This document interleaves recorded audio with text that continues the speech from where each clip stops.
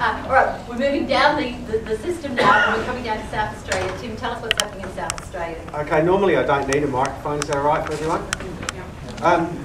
Well, I sit back and watch television sometimes when I get some time off, and lately I've been flooded with these Make the Connections gas ads and it won't cost the earth and all of these other things. And for a person that's quite interested in greenhouse gas accounting and double counting and overclaims and underclaims, that really sparked my attention. So really, is gas clean? That's a good question. It's quite often referred to as clean. Most of the time it's referred to as cleaner, but there's still quite a lot it's referred to as clean, but it's not clean. It's a potent greenhouse gas when it's not burnt and it's released into the atmosphere as methane, and it's a greenhouse gas when it's burnt. The best you can say for it is that it might be less dirty, but it's not clean.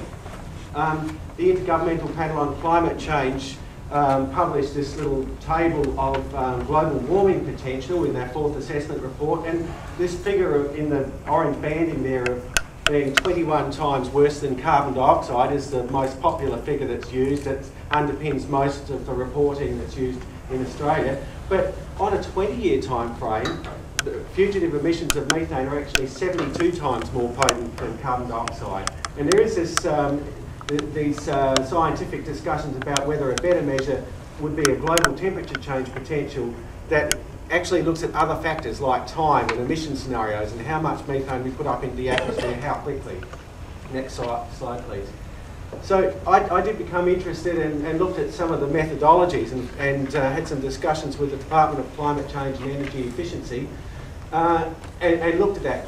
The National Greenhouse and Energy Reporting Act of 2007 underpins all of the greenhouse accounting and monitoring in Australia. That act actually, and the technical guidelines behind it, refer across to the American Petroleum Institute guidelines of 2004. Now those guidelines don't really cover the coal seam gas industry or unconventional gas things very well. They look at what happens once the gas is in fittings and escaping from fittings, but it doesn't cover well at all what happens during the drilling process, the fracking process, when liquid is taken out of the ground, all of those types of things. NGER, the National Greenhouse and Energy Reporting System, relies on principles, but it lacks completeness in the methodology. And the Department of Climate Change, in the verbal discussions, did say that there was no methodology for those things that were really outside of the system. We also looked at what happens to that data. So all of the stuff that's collected through the National Greenhouse and Energy Reporting System gets turned into these things called emission factors, which are used in the National Greenhouse Accounts factors. Now those factors are used in determining the emissions intensity of electricity generation and feed back into the claims that the industry says gas is cleaner than coal. I'm not saying it is or it isn't, I'm just saying that this is how the methodology works.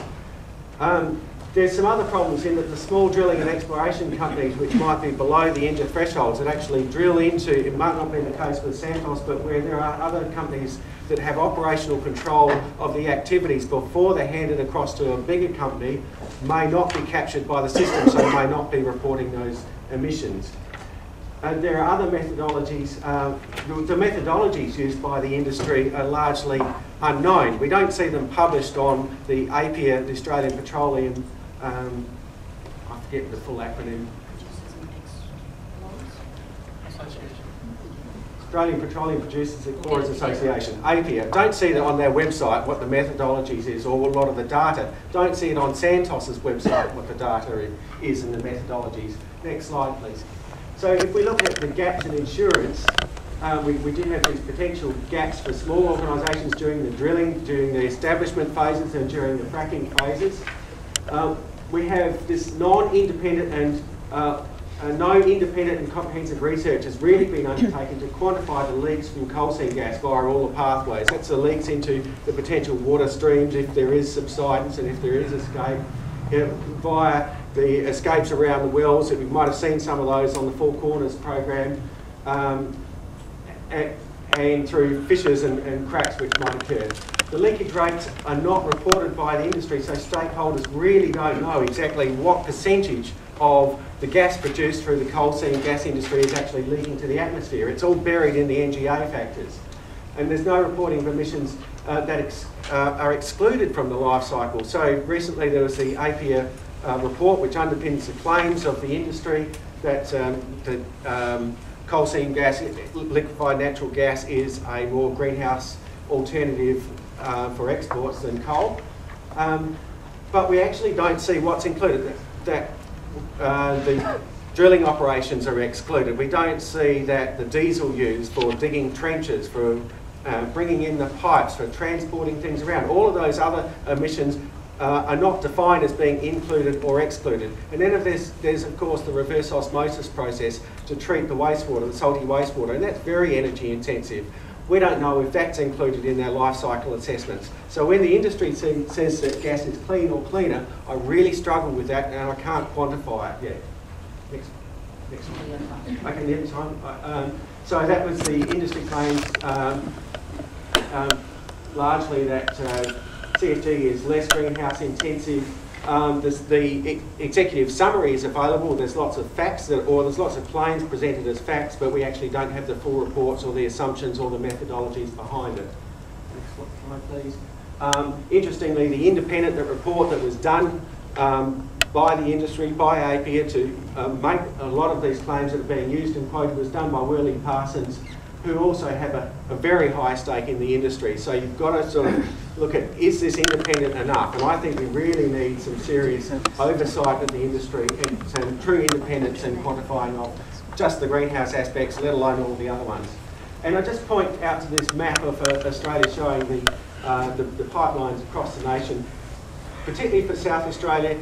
The AEMO report suggested that their energy outlook that the Moomba gas fields and our conventional gas fields in South Australia are declining and might only last for another 16 years. We're already a net importer of gas, so we can look to the future as either being more dependent on importing coal seam gas or developing unconventional gas supplies within the state.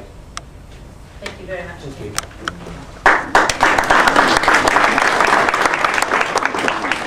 Right, so we've got what is coal seam gas, we've got some idea of where is coal seam gas.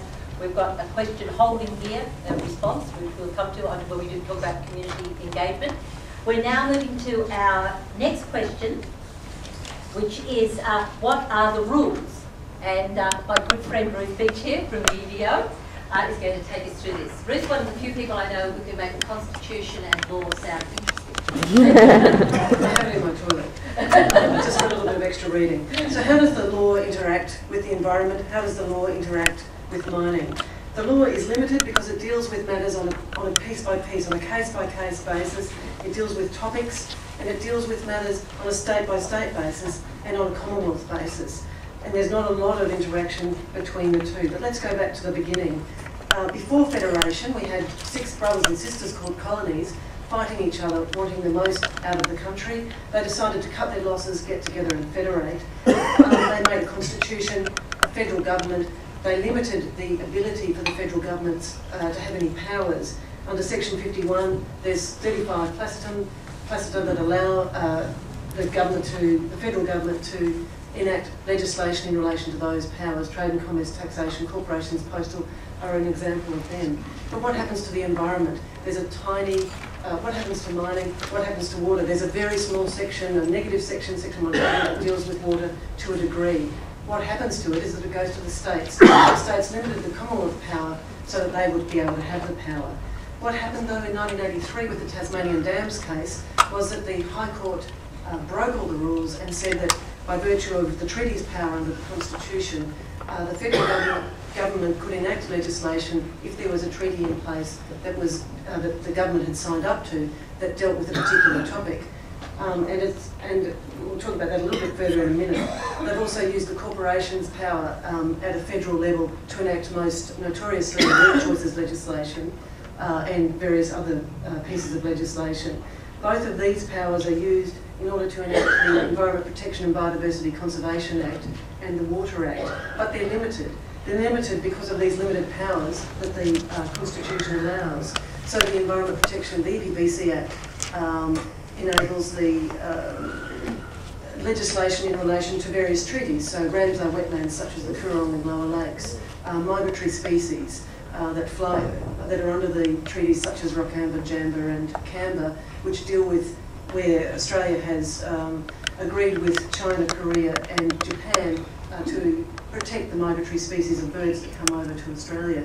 The World Heritage listed areas are protected under the EPBC Act and various other limited matters of national environmental significance under that Act. But is water protected? Is the Murray-Darling Basin protected? No. We can move to the Water Act, and what does the Water Act protect? It protects, to the limited degree that we know, the Murray-Darling Basin. But, and it uses those powers, it regulates the Murray-Darling Basin, but there's only passing reference to groundwater. So what happens to the Lake Eyre Basin? What happens to the Great Artesian Basin? Of course, the states deal with that. But when we look at a map of the Great Artesian Basin, it covers more than one state. So what happens if there's interaction between an exploration lease or a mining lease that has an impact on another state or territory? What happens? Well, what happens? Nothing happens. What we do, let's have a look at the Lake Eyre Basin. It's the same situation. So there is no interaction between the states. So if we've got a mining lease in South Australia but it has an impact in the other state, you need to then look at that other state's legislation. Let's look at South Australia and water. What deals with water in South Australia? The National Natural Resources Management Act regulates groundwater within our borders. There are a couple of mining acts, the Petroleum and Geothermal Energy Act that regulates coal seam methane to some extent. The Mining Act as well. Both of those say, look, let's take care of the groundwater, let's take care of the environment, but are these provisions enforced? Do we know what goes on in relation to those? There's of course the Roxby Downs Indenture Act, which enables BHP to take an enormous amount of water for free from the Great Artesian Basin on a day-to-day basis. So there are interactions between, there are interactions in reality between environment and mining, but the law doesn't deal with those interactions. The law, as I said at the beginning, deals with matters on a topic-by-topic basis and then on a state-by-state basis and a little bit via the Commonwealth. Thank you very much.